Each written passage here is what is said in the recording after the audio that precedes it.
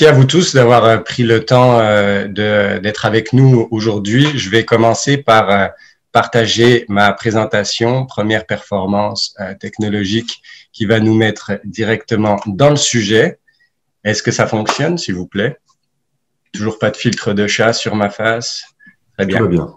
Très bien. Alors aujourd'hui, nous allons revisiter l'imagerie populaire de la finance avec ces nobles établissements de pierre au sous-sol fortifié, car celle-ci a connu des changements sans précédent au cours des 20 dernières années.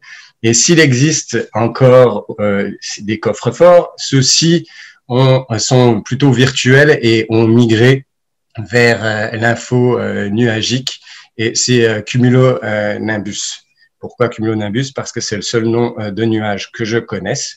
Et le but de notre présentation va être de faire un survol de ces principaux changements pour en comprendre l'impact et puis surtout tenter de se projeter vers le futur, ce qui va être un exercice tout à fait intéressant. Et pour comprendre l'intérêt du sujet, il faut d'abord prendre conscience du fait que toutes les fonctions traditionnelles des banques, au jour où on se parle, ont déjà été impactées par les technologies de l'information appliquées aux finances, les fameuses fintech. Qu'il s'agisse des dépôts, qu'il s'agisse des paiements, tout ça est déjà largement dématérialisé, numérisé et fait en ligne. Qu'il s'agisse du crédit, où on a de nouveaux joueurs et de nouveaux modes de financement qui sont intervenus, ou de l'investissement et du conseil à l'investissement, les nouvelles technologies, qu'il s'agisse des technologies des communications, des cryptos, traitement des données par intelligence artificielle, sont venus bouleverser tous ces secteurs. Et on ne parle pas seulement de finances traditionnelles, l'assurance est impactée, la gestion de patrimoine, le secteur des valeurs mobilières aussi, donc la finance au sens large. Et il est intéressant à cet égard de relever que selon 88% des institutions financières, une partie de leurs activités traditionnelles sera perdue au profit des entreprises de fintech dans les 5 prochaines années. Et c'est pour ça qu'elles investissent beaucoup dans le domaine.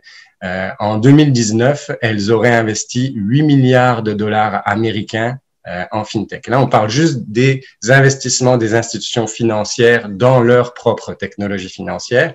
Les investissements en capital de risque s'ajoutent à cela, sont beaucoup plus importants.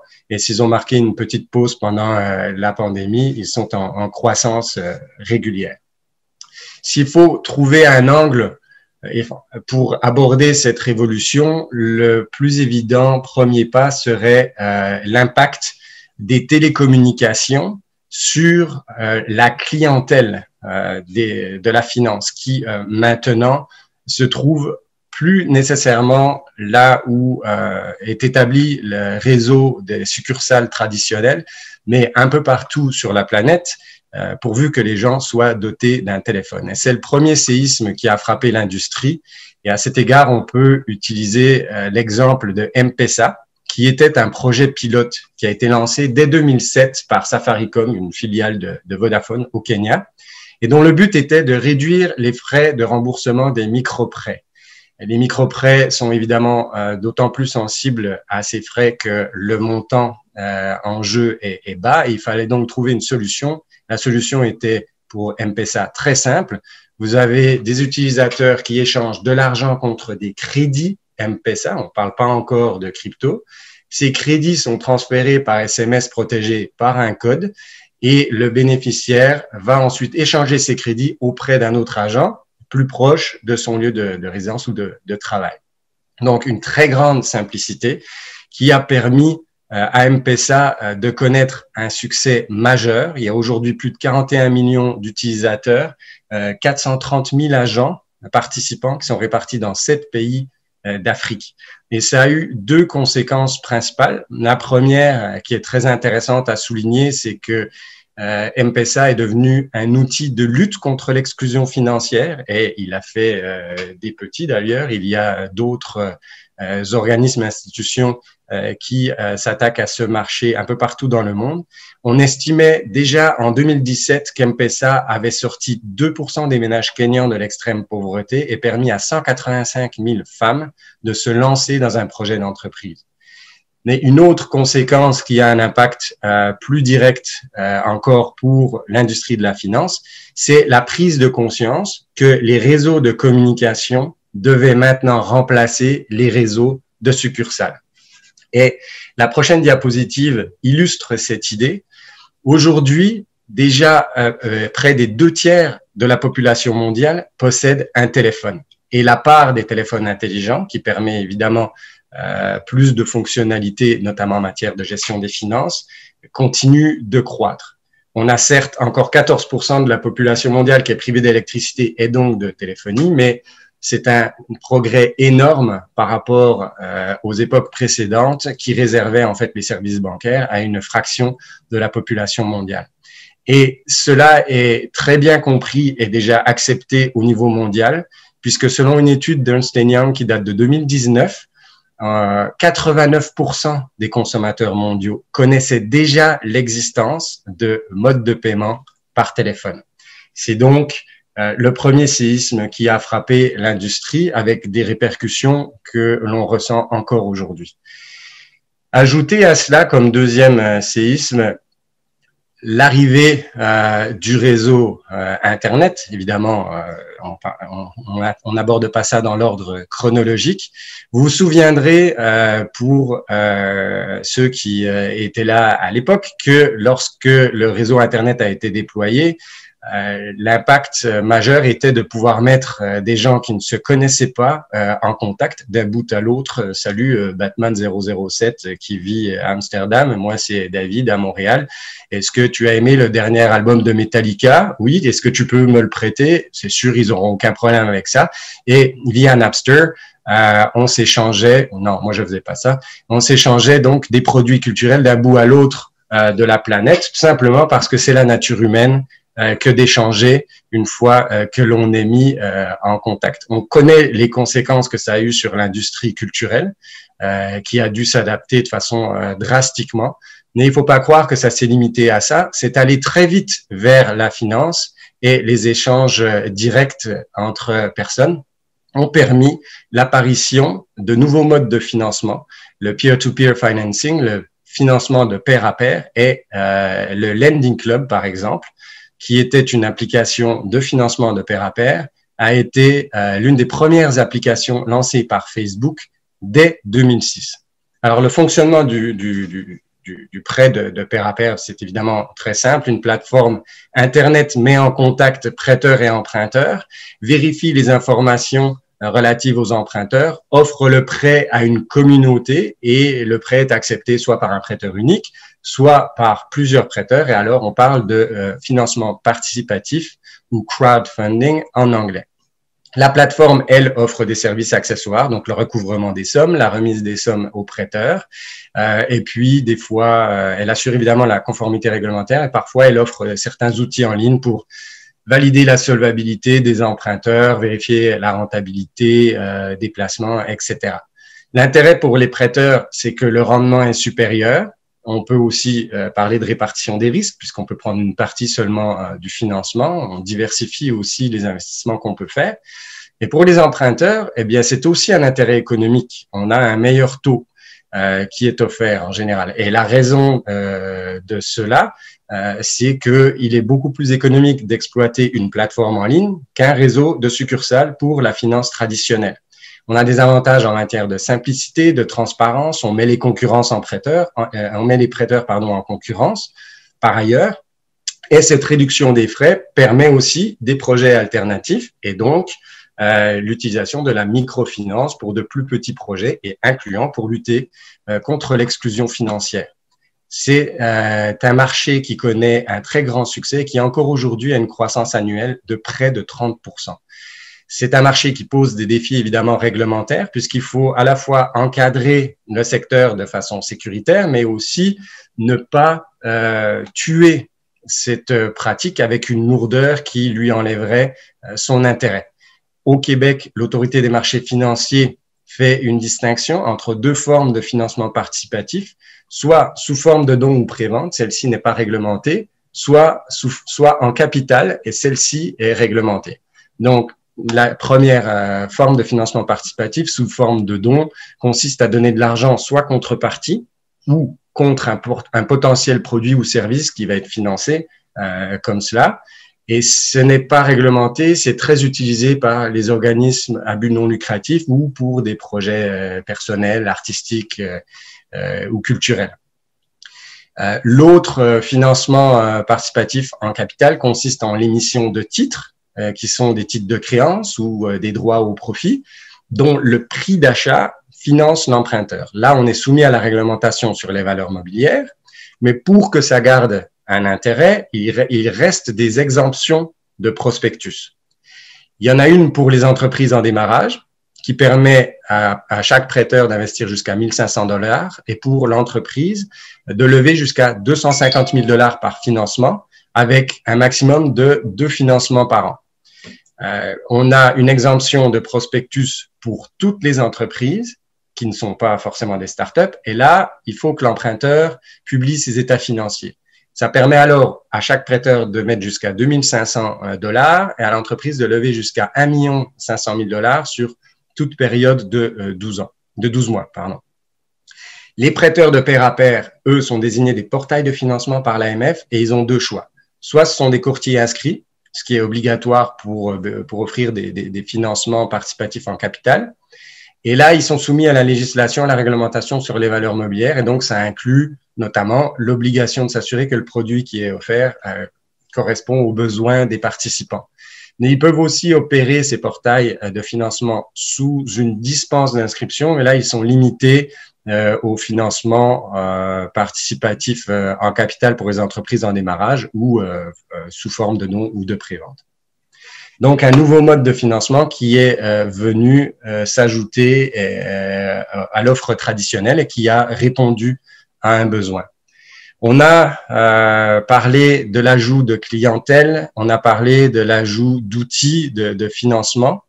On pourrait aussi parler de l'ajout d'outils d'échange et d'investissement, avec l'apparition des crypto-actifs, qui est une innovation tout simplement fascinante qu'il faudrait aborder évidemment sous l'angle de l'odyssée Bitcoin, dont on parle beaucoup, pas forcément en bien, et qui a notamment une image pour les profanes d'outils permettant des transactions frauduleuses ou des spéculations éhontées. Et pourtant, Bitcoin a une origine philosophique et une mission sociale plutôt noble. Elle est issue, cette initiative, du mouvement cyberpunk, qui essentiellement est un regroupement de citoyens qui veulent protéger la confidentialité des internautes et leurs droits et libertés par rapport à l'intervention des gouvernements qui nous espionnent sur les réseaux. De ce mouvement sont sorties plusieurs tentatives d'établir une devise qui serait indépendante des banques centrales. Et ces initiatives étaient inspirées de la théorie économiste de l'école autrichienne, selon laquelle l'interventionnisme monétaire exacerbe les cycles économiques et crée une inflation massive. C'est un sujet qui est d'actualité évidemment aujourd'hui, alors que tous les gouvernements de la planète s'entendent pour faire marcher la planche à billets pour relancer l'économie. Les tenants de l'école autrichienne pensent que cela va générer une inflation galopante et donc en fait une dévaluation de la monnaie. Le but de Bitcoin, c'était à l'origine, et ça l'est encore pour ses aficionados, de protéger la valeur investie dans cette nouvelle monnaie en ne donnant plus le contrôle de la masse monétaire à personne. Alors comment est-ce que ça fonctionne? Bien, un logiciel est distribué sur l'ensemble des ordinateurs qui souhaitent participer. Le logiciel opère des protocoles complexes qui vérifient des transactions, transferts et paiements en Bitcoin, qui, une fois vérifiés, sont ajoutés par bloc dans une chaîne sur un réseau, sur un registre virtuel qui est partagé par tous les ordinateurs du réseau. Donc, cette chaîne de blocs est ce qu'on appelle en anglais la blockchain, et les participants qui vérifient ces transactions avec leur ordinateur, mettent leurs ressources au profit du système, sont récompensés pour chaque bloc par l'émission de Bitcoin. Et donc, on les appelle des mineurs de Bitcoin et ils font du mining. C'est comme ça que la masse monétaire demeure indépendante de toute entité centrale avec d'autres fonctionnalités du logiciel sur lesquelles on reviendra un petit peu plus tard. Et c'est un système qui offre une grande sécurité puisque tous les ordinateurs du réseau ont le même registre partagé. Et donc, pour falsifier la blockchain, pour réaliser des transactions frauduleuses, il faudrait qu'une majorité des ordinateurs du réseau soient en collusion pour s'entendre et inscrire de fausses transactions sur le réseau. Et c'est ça qui a surtout intéressé le monde de la finance. La technologie a été lancée en 2009 par un inconnu sous le pseudonyme de Nakatomo Satoshi. Et élément très romantique de l'histoire, ce dernier a émis son dernier message sur les forums à la fin 2010. Depuis, il est inconnu au bataillon, mais comme Jimi Hendrix et Kurt Cobain avant lui, son œuvre lui a survécu. Bitcoin a connu un succès planétaire. C'est aujourd'hui la plus importante crypto-devise. Et pour faire rêver ou rager, en avril 2010, un Bitcoin, au tout début, s'échangeait pour 3 millièmes de dollars américains. Aujourd'hui, on parle d'un cours autour de 50 000 dollars américains. Ça fait un multiple qui dépasse qui dépasse dans une large mesure le nombre de mes doigts. Donc, je suis absolument pas capable de le calculer en direct, mais c'est beaucoup. L'intérêt pour l'industrie de la finance, vous disais-je, c'est surtout ce registre distribué, copié, intégralement public et infalsifiable, qui offre une grande sécurité et qui a permis de développer de nouveaux actifs et de nouveaux outils pour la finance. D'abord, il y a eu d'autres crypto-devises qui ont été créées. On estimait en décembre 2020 qu'il y en avait environ 7800 sur la planète et leur capitalisation est passée de 10 milliards de dollars américains fin 2013 à 370 milliards américains en août dernier. Et on parlait au 15 février 2021 de 1500 milliards de dollars américains. Si quelque chose dure pendant une dizaine d'années et intéresse suffisamment de monde pour générer autant de capitalisation, c'est qu'il y a peut-être un peu plus qu'une lubie romantique derrière cela. La variante la plus connue des crypto-devises derrière Bitcoin, c'est Ethereum, qui serait, si mettons que Bitcoin soit Nirvana, Ethereum serait les Foo Fighters. Mais on a aussi des devises qui ont été conçues, et ça c'est intéressant, pour des marchés particuliers. Par exemple, le jeton Unicorn Gold permet de faire des paris de sport électronique, donc par exemple sur les résultats d'un match de Fortnite, sur la plateforme Unicorn. Vous achetez vos tokens exprès pour faire ces paris, vous l'utilisez uniquement là. Et il y a plein d'utilisations comme ça. Les banques ont créé ce qu'on appelle des stablecoins parce que ces crypto-devises, en fait, fluctuent en fonction de l'offre et de la demande. Et les banques avaient besoin de quelque chose de stable pour leurs opérations. Et donc, les stablecoins utilisent aussi la blockchain, mais sont des crypto-devises dont la valeur est adossée à un actif sous-jacent. Et l'exemple qu'on peut donner, notamment, c'est celui de la JP Coin de JP Morgan, qui permet des transferts internationaux de dollars américains à frais réduits. Donc, d'un compte dans une juridiction donnée pour une institution participante à un autre, on convertit en JP Coin. Les JP Coins sont envoyés dans l'autre compte directement, sans passer par toute l'architecture des transferts internationaux, des banques centrales, des clearinghouses et des vérifications, etc. Et ensuite, il est reconverti pour l'instant seulement en dollars américains dans le compte d'arrivée. Et on avait au 10 juin 2020 415 institutions partenaires de JP Morgan qui utilisaient ce réseau. Et on sait que Facebook travaille aussi sur sa propre crypto, le Diem, anciennement Libra, qui serait adossé, lui, à plusieurs monnaies. On a créé aussi des tokens qui peuvent être plusieurs choses, et Guillaume, qui est ici, pourra nous en parler.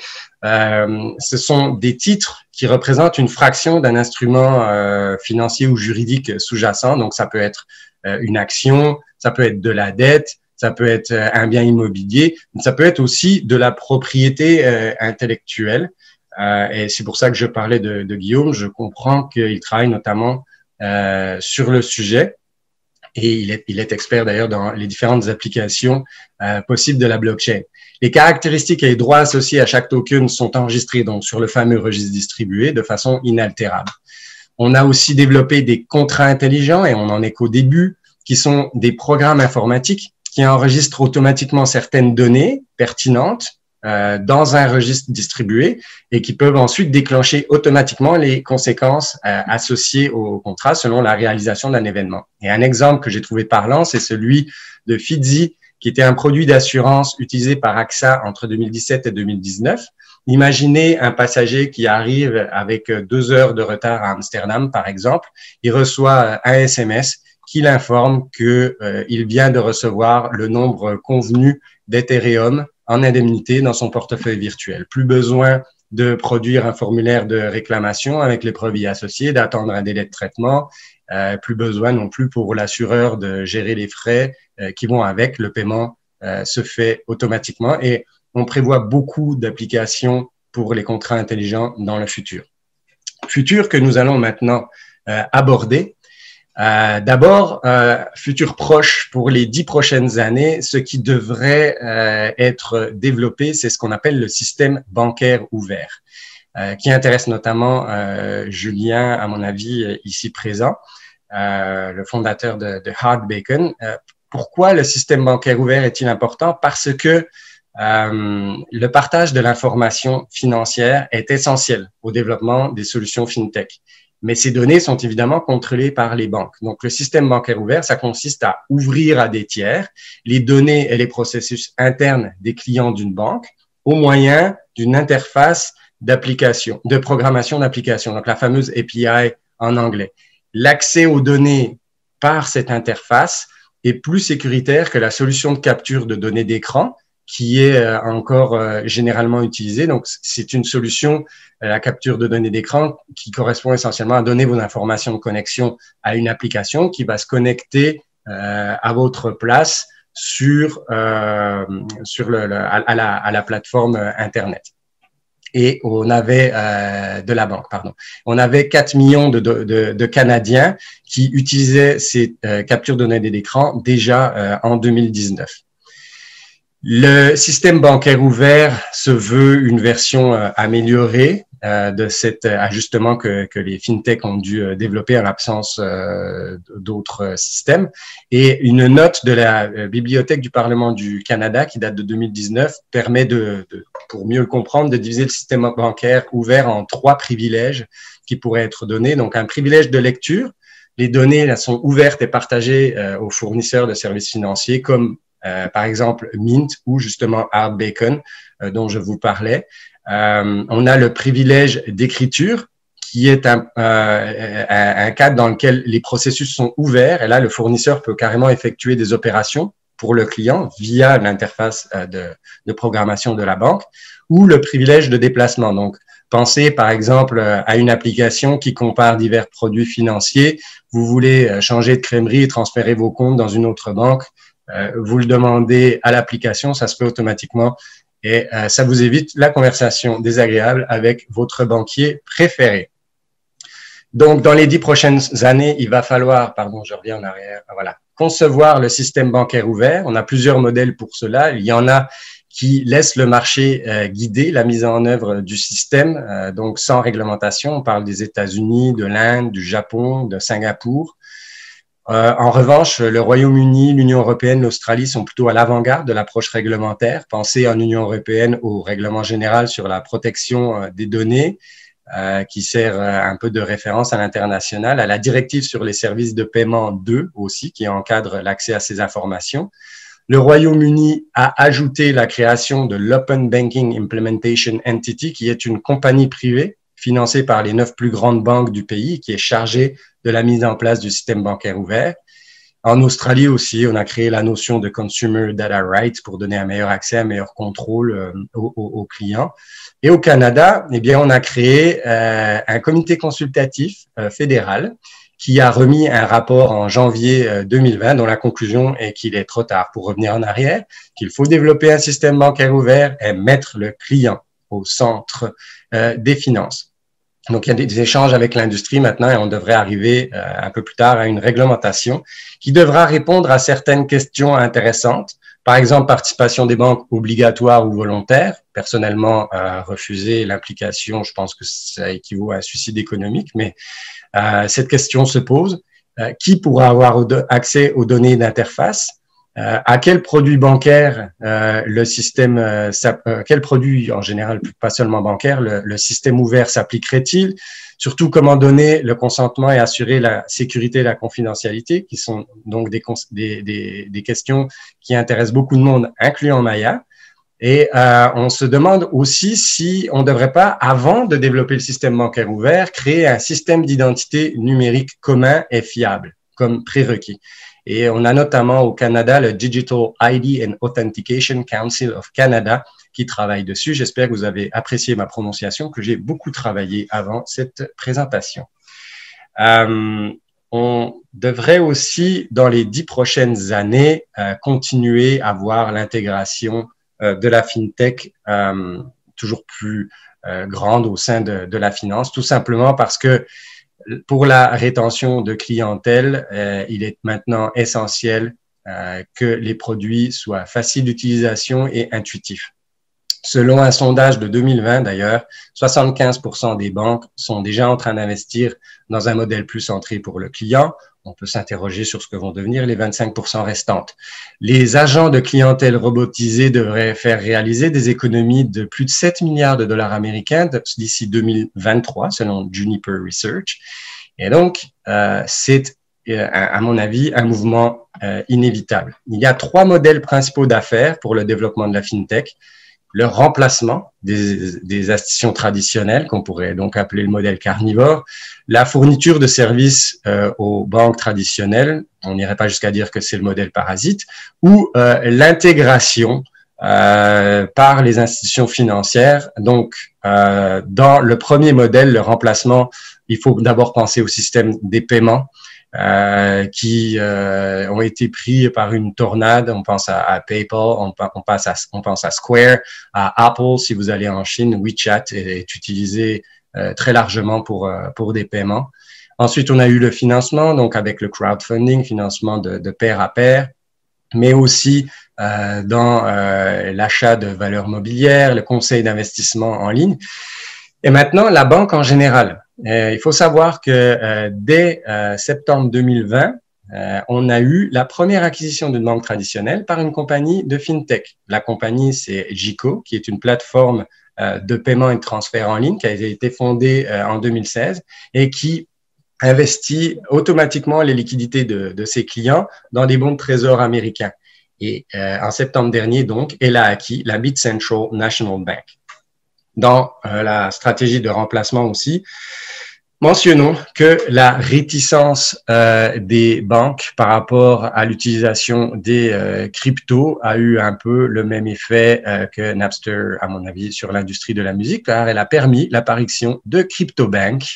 Pensons notamment à Signum, qui a une licence à Singapour et en Suisse et qui se développe en ne transigeant que des cryptos actifs.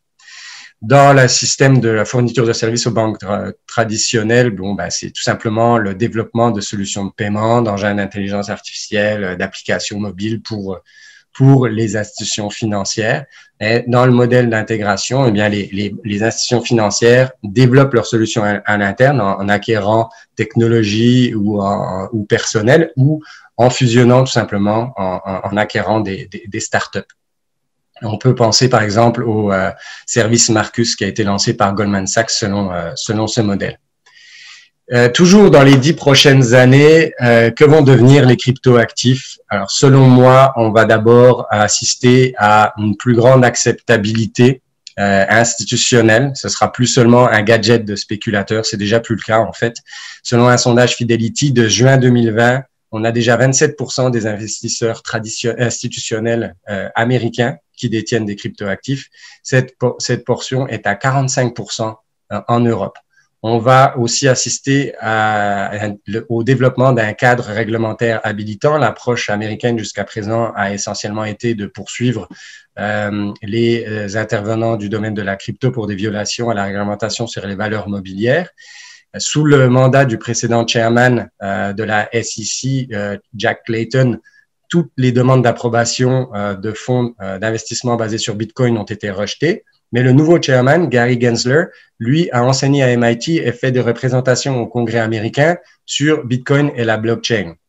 Et il sera accompagné de la commissaire Pierce, qui reste en fonction et que dans le milieu, on appelle Mama Bitcoin, ou crypto, je ne me souviens plus trop, et qui propose un moratoire de 3 ans pendant lequel les intervenants du domaine pourraient développer un réseau décentralisé et fonctionnel pour les cryptoactifs sans avoir à s'enregistrer auprès de la SEC. Donc, un œil beaucoup plus bienveillant ou mieuxveillant que par le passé. On a aussi introduit en janvier dernier aux États-Unis le Virtual Currency Tax Fairness Act, encore un gros effort de prononciation, qui exempterait les transactions en monnaie virtuelle de $200 ou moins du calcul des gains en capital. Évidemment, on a des contre-exemples. L'Inde, en janvier, a annoncé son intention d'interdire toutes les crypto-devises. Mais du même souffle, il faut souligner que c'est parce qu'ils pensent que ça va les aider à mieux lancer leur propre crypto-devise nationale. On va avoir des applications pratiques qui vont se multiplier pour les crypto-actifs. C'est un peu déjà le cas. On en a des indices dans les développements récents. Par exemple, Fidelity Digital Assets accepte depuis novembre 2020 des crypto-actifs en garantie de prêt. Ils vous prêtent jusqu'à 60% de la valeur des crypto-actifs donnés en garantie. BlockFi, qui est d'ailleurs son partenaire dans le cadre de cette opération, veut être la première institution à émettre une carte Visa qui donne des récompenses en Bitcoin. À l'heure actuelle, il faut avouer que c'est plus tentant que des points aéroplans. Tesla a annoncé vouloir accepter les paiements en Bitcoin aussi. Amazon et Facebook travaillent sur leur propre monnaie numérique. Et puis, on devrait avoir aussi un développement des cryptos comme action, en fait, comme valeur mobilière. On a un exemple en décembre 2020 avec Sygnum, la première banque digitale au monde, donc, qui est aussi devenue la première à émettre ses actions entièrement sur un registre distribué. Ça veut dire que le registre des valeurs mobilières est mis à jour automatiquement pour toute émission ou tout transfert d'actions. Et donc, on a un contrôle complet, une vision complète du marché primaire et secondaire. On élimine les formalités administratives liées à cela et on peut y appliquer des modalités d'un contrat intelligent, par exemple, pour attribuer des fractions d'actions supplémentaires à titre de récompense. On peut aussi mentionner brièvement que le nouveau paradigme de la 5G va aussi changer les choses, redistribuer les cartes. Elle va permettre une transmission des données 100 fois plus rapide que le système actuel, donc meilleure capacité de gestion de transactions, donc possible de nouveaux concepts, de nouveaux services, possible d'intégration de la blockchain dans les téléphones intelligents. Ça va être quelque chose de fascinant à voir. Si on va un peu plus loin, donc si on essaie de se projeter sur les cryptoactifs dans 20 à 30 ans, la première chose qu'on pourrait souligner, c'est qu'on va vers une dématérialisation complète de la monnaie. On a des sceptiques, on va donc utiliser des arguments historiques. Aristote, dans l'Antiquité, définissait déjà la monnaie selon les 3 fonctions qu'on lui prête. Unité de compte, réserve de valeur et intermédiaire d'échange. Qu'il s'agisse de coquillages, d'un programme informatique, d'un morceau de papier, c'est la même chose, pourvu qu'il y ait suffisamment de gens qui aient confiance dans le fait que le support concerné peut remplir ses fonctions. Prenez un tas de billets, prenez un tas de pièces d'or, mettez-le dans le désert avec absolument aucun supermarché autour. Le tas d'or et les billets ont à peu près la même valeur pour le voyageur assoiffé qui les rencontre. Donc, la digitalisation croissante des paiements qui a été accélérée par la pandémie, le succès des cryptos encourage en fait la création de monnaies numériques émises par les banques centrales qui, sans cela, en fait, risquent de voir leur outil principal d'intervention et de contrôle de la politique monétaire leur échapper. Et on a déjà une 60aine de banques centrales qui ont déclaré s'y intéresser, et notamment au Canada. Ce projet s'appelle le projet Jasper. Ces monnaies numériques auraient un avantage, notamment en termes de transferts internationaux, pour ceux qui connaissent la complexité du système. C'est clair qu'il va être préférable d'avoir des transferts immédiats et qui ne prendront plus plusieurs jours, avec une infrastructure qui sera disponible en tout temps et qui va éliminer les différences entre juridictions, qui n'utilisera pas d'intermédiaire, avec une grande transparence, avec une certitude de finalité, puisque les fonds ne seront plus retenus. Grande traçabilité, gain de productivité, mais ça pose des questions fascinantes parce que dans le système actuel, les seuls qui ont accès de façon dématérialisée aux banques centrales, ce sont les banques commerciales vers lesquelles on fait des dépôts avec une monnaie numérique nationale. Chaque citoyen va avoir un rapport direct avec la banque centrale. Donc, les banques commerciales risquent de se retrouver privées de leurs sources de liquidité que sont les dépôts commerciaux. Et on a beaucoup de questions sociales, politiques et commerciales et économiques à se poser à ce sujet. Ça va être un débat très intéressant. La dématérialisation aussi des valeurs mobilières devrait se poursuivre. On a déjà parlé des avantages de cela un peu plus tôt avec Signum. Et une question qui m'intéresse beaucoup, c'est est-ce que Bitcoin va pouvoir jouer son rôle de lingot d'or? Donc, comme on l'a vu au début, c'était le rôle que Bitcoin devait jouer, de constituer une réserve de valeur stable en étant indépendant des banques centrales et des conséquences de leur politique monétaire. Alors, ça peut faire rire aujourd'hui quand on parle de Bitcoin comme le nouveau lingot, puisqu'il y a encore beaucoup de volatilité dans le marché, mais il faut comprendre pourquoi il y a de la volatilité dans le marché. Bitcoin n'a que 10 ans. À chaque fois qu'on a une nouvelle utilisation possible qui est annoncée, eh bien, le marché explose. Par exemple, on a Tesla qui nous a annoncé en février accepter bientôt les paiements en Bitcoin.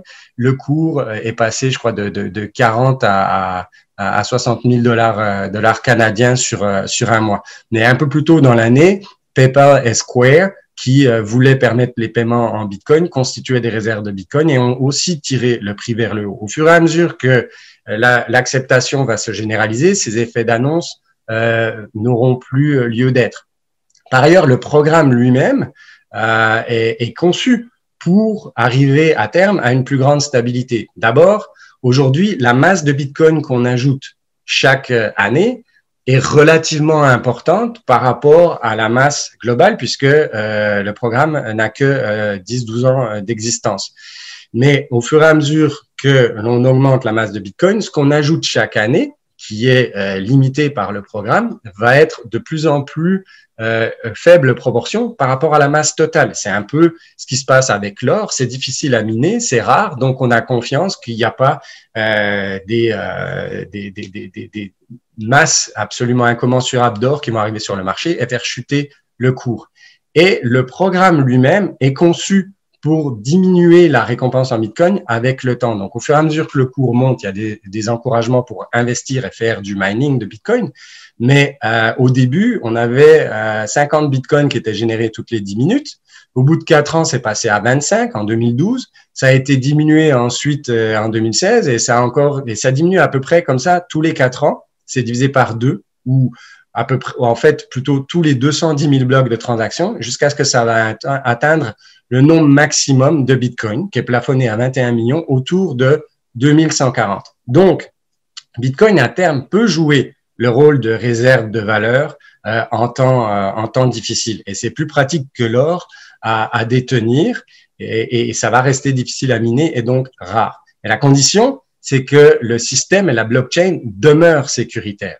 C'est le cas aujourd'hui, mais on se pose la question de l'impact de l'ordinateur quantique, qui est encore un autre sujet fascinant qu'on n'a pas le temps d'aborder aujourd'hui. Il suffit de savoir qu'il existe un algorithme qui permettrait à un ordinateur quantique, en fait, de fausser le processus de la blockchain. C'est juste qu'aujourd'hui, ces ordinateurs n'ont pas encore assez de capacité pour ce faire, mais sachez que le travail est déjà en cours sur la crypto post-quantique, qui est un buzzword très, très cool.